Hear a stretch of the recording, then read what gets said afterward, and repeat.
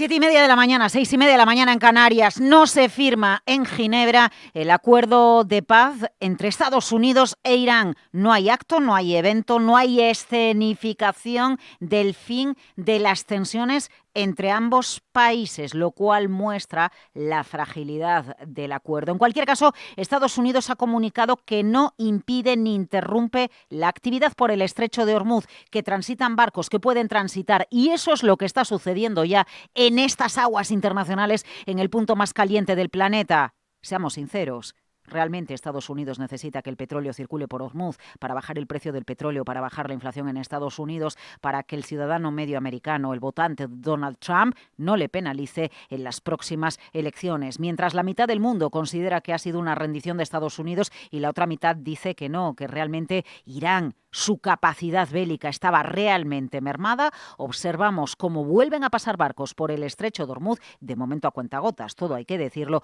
pero observamos también cómo el precio del petróleo no acaba de relajarse del todo, porque hay que recuperar las reservas que hemos utilizado en esta crisis energética y porque esa fragilidad en las relaciones Irán-Estados Unidos se cotiza todavía en los mercados financieros. En los mercados financieros, hoy hay dos puntos calientes. El que tiene más temperatura es el dólar americano. Hace un año se hablaba de que el dólar americano iba a dejar de ser la moneda de referencia en el mundo. Agárrense, está en 1,14 y en eso tiene que ver mucho Kevin Warsh, su firmeza y su ortodoxia para defender a capa y espada el control de la inflación en los precios en los Estados Unidos y mostrar independencia en la Reserva Federal más allá de las presiones del presidente Donald Trump. El otro punto caliente del mercado es Accenture. Ha protagonizado un desplome histórico del 20% en Wall Street. Nunca antes esta consultora de tecnología había registrado semejante caída. Le pasa mucha factura, sí, la guerra en Oriente, porque tiene menos pedidos, pero sobre todo la inteligencia artificial. Menos mal que hoy Wall Street cierra sus puertas y esto nos permite calmarnos y tranquilizarnos y asistir a una jornada de la renta variable europea que va a venir tranquila, porque cuando el mercado del mundo que manda está cerrando, hoy celebrando el fin de la esclavitud, los mercados europeos respiraremos un poco más tranquilos, pero sobre todo sin apenas volumen de negocio. Buenos días.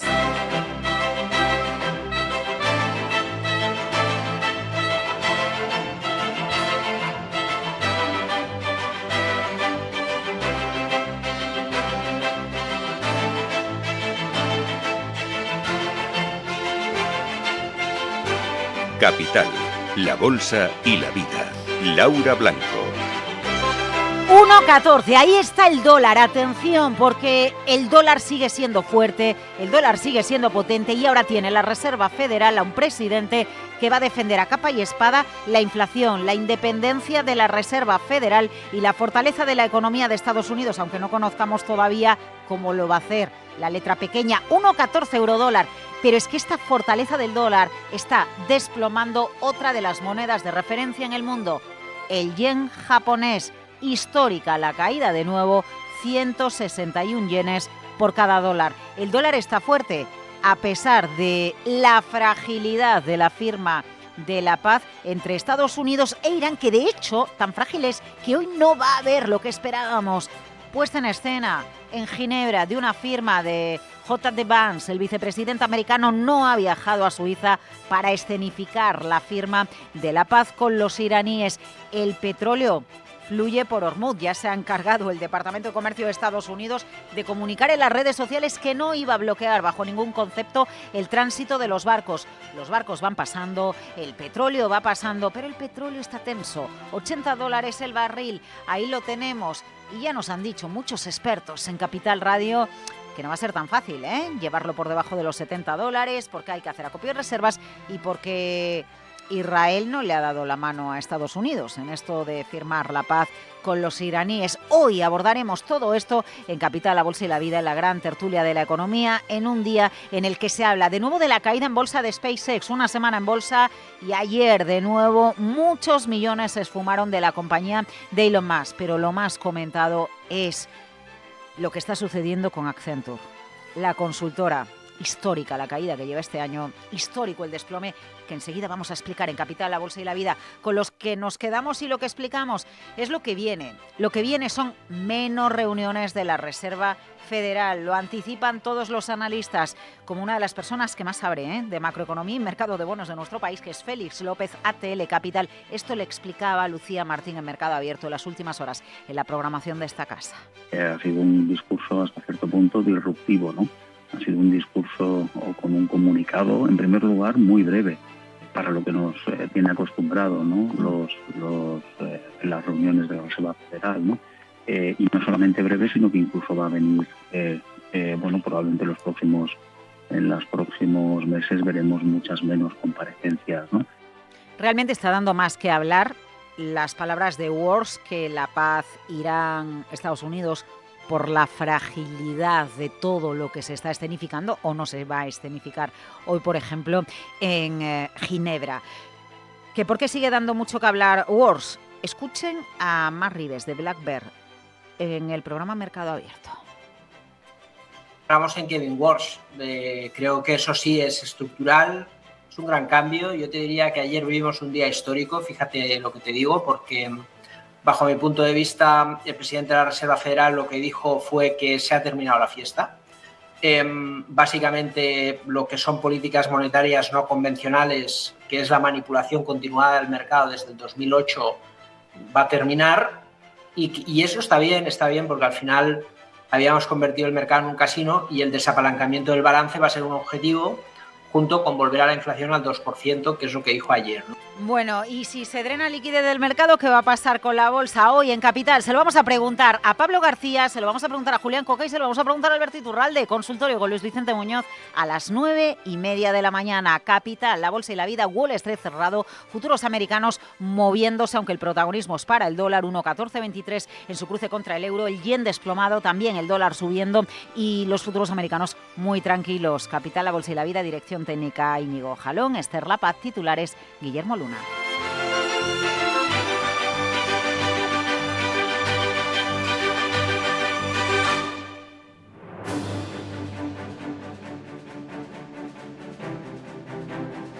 Las noticias capitales.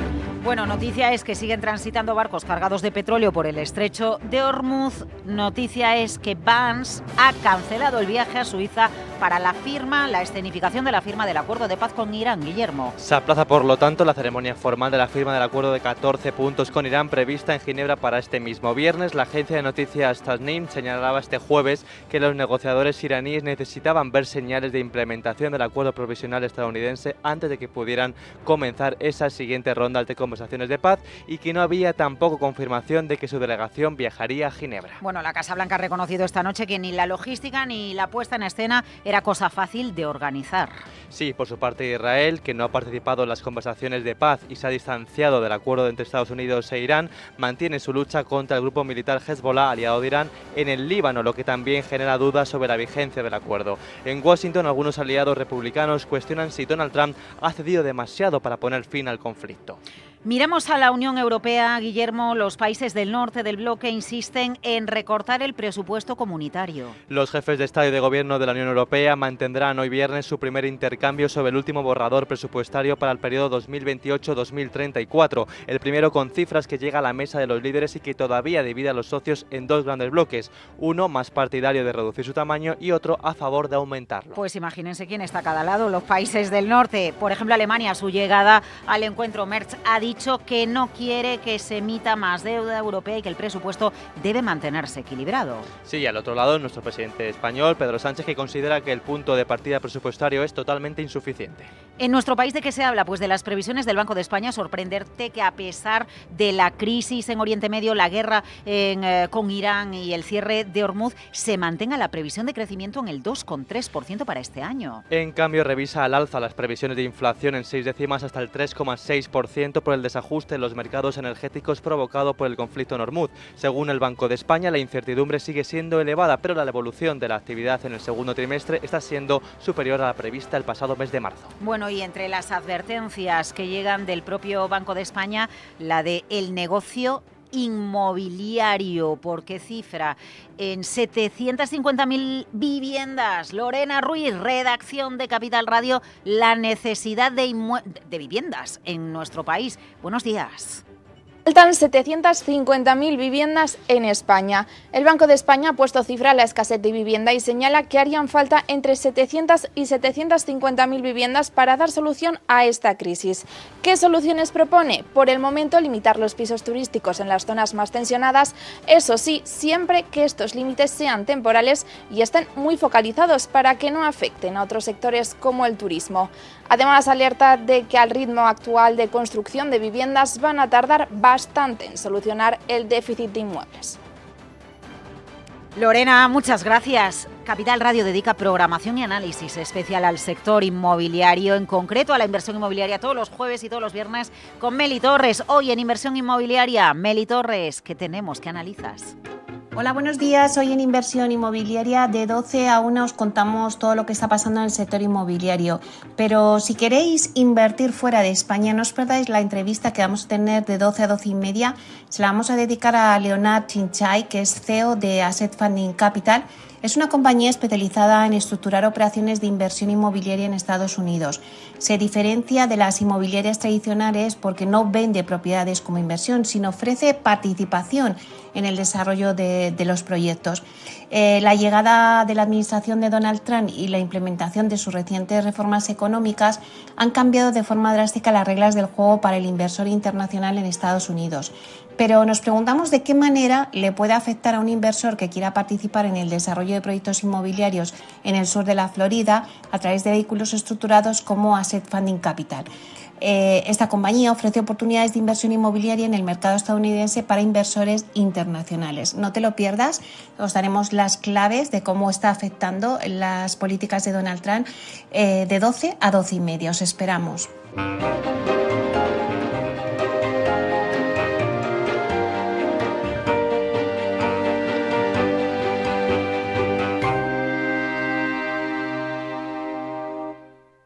Carlos hace números y con los números sabe qué cosas se pueden hacer y cuáles no. Es director financiero de Panaderías Centeno.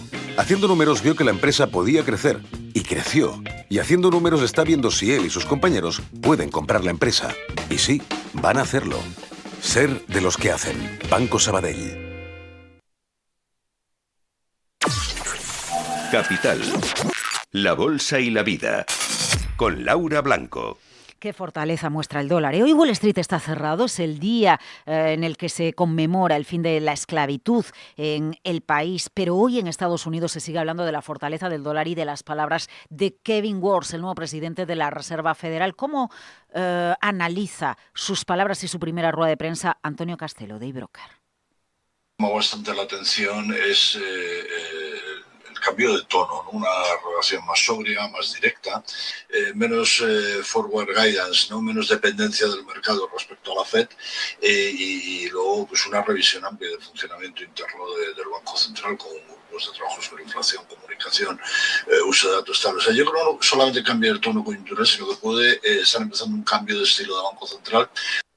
Un cambio en el estilo del Banco Central y adelantándose a otros bancos centrales, dándole Kevin Warsh más protagonismo a los propios mercados financieros y que sean ellos con su precio quienes determinen qué es lo que está sucediendo con la economía. Al respecto, esto nos ha dicho David Cano, socio director de AFI. La Fed ha ido por delante de otros bancos centrales, el reconocimiento de la importancia de los mercados financieros y de lo que pasa en los mercados financieros, y que los mercados financieros son tan importantes o más en la transmisión de la política monetaria que el sistema bancario. Es algo que tiene muy claro Estados Unidos y que lo está haciendo cada vez más en los últimos tiempos a medida que vemos unos mercados bursátiles que están en zona de máximos y que hay nuevas empresas que salen a cotizar, ¿no? Yo creo que efectivamente esto es cómo va cambiando la política monetaria. Insistir en cómo cambia la política de comunicación e insistir en que hay que vigilar, hay que tener en cuenta la evolución de los mercados financieros porque son clave en la transmisión de la política monetaria. Para personas inquietas, Capital Radio. Tu dinero, tus decisiones. En Selfbank ofrecemos depósitos, más de 10.000 fondos de inversión, 2.700 ETFs o fondos cotizados y miles de acciones, con apoyo experto cuando lo necesites. La inversión en productos financieros puede implicar pérdidas. Selfbank es la marca digital de Singular Bank. Infórmate en selfbank.es/invertir.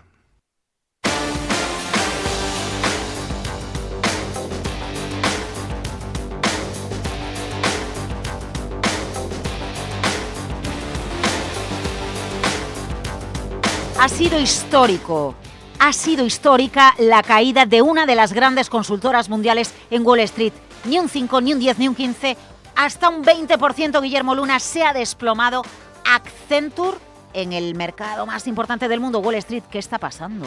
Golpe de realidad para Accenture en Wall Street. La mayor consultora tecnológica del mundo ha sufrido uno de los mayores desplomes de su historia en bolsa después de presentar unas previsiones que han decepcionado claramente al mercado. Sus acciones han llegado a hundirse cerca de un 20%, borrando decenas de miles de millones de dólares de capitalización en solamente una sesión y arrastrando a todo el sector tecnológico de servicios informáticos. Y lo más llamativo es que no hablamos de una empresa en pérdidas. Accenture sigue creciendo. En su tercer trimestre fiscal ha ingresado 18.700 millones de dólares, un 6% más que hace un año, y ha ganado más dinero por acción de lo esperado. El problema ha sido otro. Los ingresos se han quedado ligeramente por debajo de las previsiones de Wall Street, las nuevas contrataciones de proyectos han descendido un 2% y la compañía ha rebajado el techo de su previsión anual de crecimiento, que ahora sitúa entre el 3 y el 4% frente al rango anterior que iba del 3 al 5%.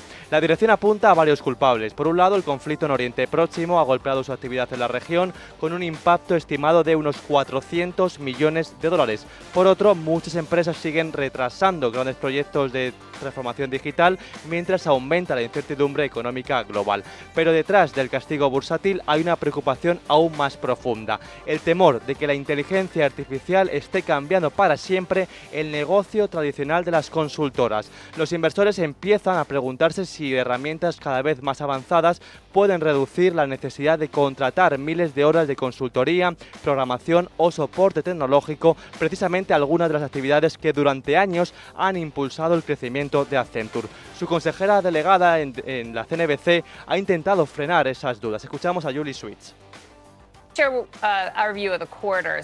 Logramos un progreso significativo en el posicionamiento de Accenture para aprovechar el impulso de la IA a medida que crece. Hablo con directores ejecutivos a diario, recurren a nosotros para pedirnos ayuda para prepararse y generar valor, y eso se refleja en nuestros resultados. Hemos crecido un 3%, hemos añadido 1.000 millones de dólares en ingresos, recuperando cuota de mercado. Realizamos 19.300 millones de dólares en nuestras ventas, incluyendo más trimestres con reservas de 100.000 millones de dólares. Este año contamos con 104 clientes, un 13% más que el año pasado. Defiende también que la compañía sigue viendo una fuerte demanda relacionada con la IA y que está reforzando su posición con nuevas adquisiciones en ciberseguridad y servicios tecnológicos avanzados. De hecho, Accenture mantiene una agresiva estrategia de compras para fortalecer sus capacidades en inteligencia artificial, datos y nube. Sin embargo, Wall Street está exigiendo pruebas de que toda esa revolución tecnológica se traduce en crecimiento real, nuevos contratos y mayores ingresos. Y al menos por ahora, Laura, Accenture no ha conseguido convencer al mercado. Bueno, ahora lo que sucede es que las consultoras necesitan su propia consultoría para ver qué estrategias siguen. Esto es Capital, la Bolsa y la Vida.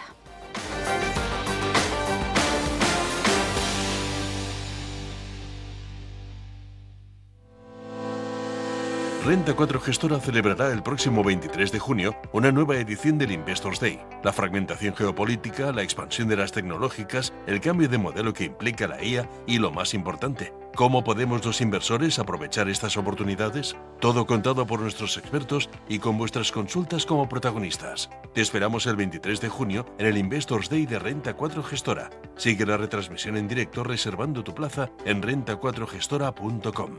Renta 4 Gestora. El mundo cambia, nuestros valores no.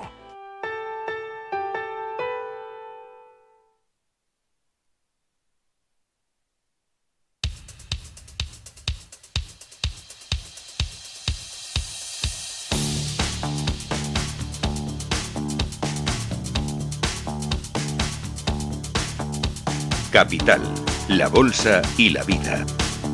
Laura Blanco. Bueno, Bueno, y Sandra Torrecillas, que hoy estamos huérfanas de la bolsa más importante del mundo, de Wall Street. En este contexto, ¿qué hacen los futuros?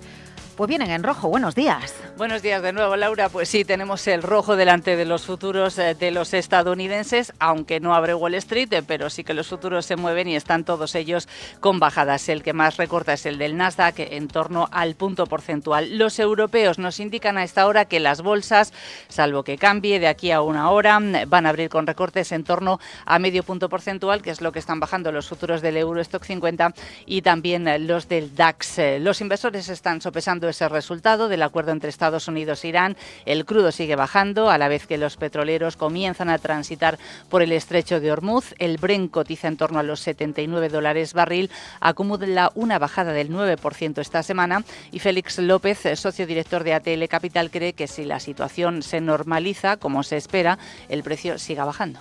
Podemos ver una caída en el precio del petróleo rondando entre los 60 y 70 dólares el barril.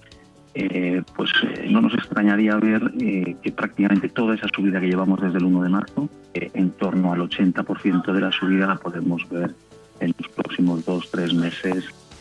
De las bolsas que sí han abierto en Asia, durante la sesión hemos visto nuevos máximos intradía en Japón y en Corea del Sur, después se han desinflado, y pendientes del dólar estadounidense que se dispara, toca nivel más alto en 13 meses frente a sus principales pares, y todo esto ha arrastrado al yen hasta su nivel más bajo en 2 años y intensifica la especulación de que las autoridades japonesas van a tener que intervenir pronto para frenar la caída de la divisa. Y ojo también a otra divisa, la libra esterlina, porque el alcalde de Manchester, el laborista Andy Burnham, ha ganado el escaño de Macclesfield, que está en el noreste de Inglaterra. Entra, por tanto, como diputado en el Parlamento británico, y eso le va a permitir desafiar el liderazgo del primer ministro británico Keir Starmer, como ya había anticipado. Muy interesante esto. Recuerden además que la semana que viene se cumplen 10 años, una década, del referéndum del Brexit. Y bueno, todo lo que vivimos y la tensión que vivimos en los mercados financieros. El caso que hoy la tensión, o en las últimas horas la tensión, se ha vivido en la consultoría con el desplome de Accenture en Wall Street. ¿Pasará factura? Bueno, ayer ya pasó factura a algunas compañías europeas. Sí, en compañías europeas no lo sé, porque fue la caída al cierre del mercado. Creo, bueno, pero ¿no? Creo que Capgemini ¿sí? ya sufrió al respecto. Bueno, de todas formas vamos a seguir vigilándolas hoy, porque tal cual nos acaba de comentar Guillermo Luna, en el mercado fuera de hora los títulos de Accenture han bajado muchísimo, por esas malas previsiones de ingresos, por la inteligencia artificial que está revolucionando el sector de los servicios de consultoría, también porque dice que en Oriente Medio los clientes han suspendido actividades comerciales.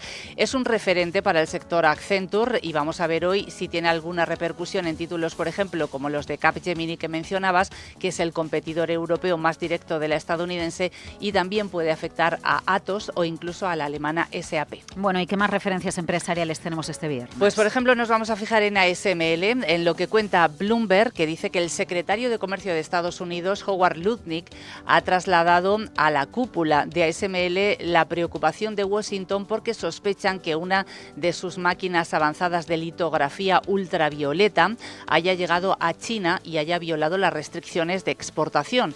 La empresa rechaza esas acusaciones, argumenta que esos gigantescos equipos de 180 toneladas y del tamaño de un autobús se fabrican en cantidades muy limitadas y además requieren el mantenimiento constante de su propio personal. Un portavoz de ASML dice que jamás han enviado a China una máquina EUV, que así se llaman, ni componentes diseñados para ella. Enrique Oleta, Ana Turgi. Sí, ha remodelado el Consejo la empresa y ha nombrado al ex primer ministro Enrique Oleta como consejero independiente. Y por otra parte, según Reuters, las empresas con sede en la Unión Europea van a tener prohibido vender gas natural licuado ruso el próximo año, incluso si los compradores se encuentran fuera de la Unión. Es lo que desvela Reuters a esta hora. ¿Y alguna referencia más, Sandra? Pues, por ejemplo, FCC y Urbaser, que estarían evaluando posibles ofertas por empresas francesas de gestión de residuos como Sepur y Nicolin, en un intento por expandirse en el mercado francés de reciclaje y recogida, lo cuenta El Economista, o Urbas, que ha logrado el apoyo del 62% de sus acreedores al plan de viabilidad. Gracias, Sandra Torrecillas, con la apertura de los mercados en Europa a las 9 menos 10 de la mañana.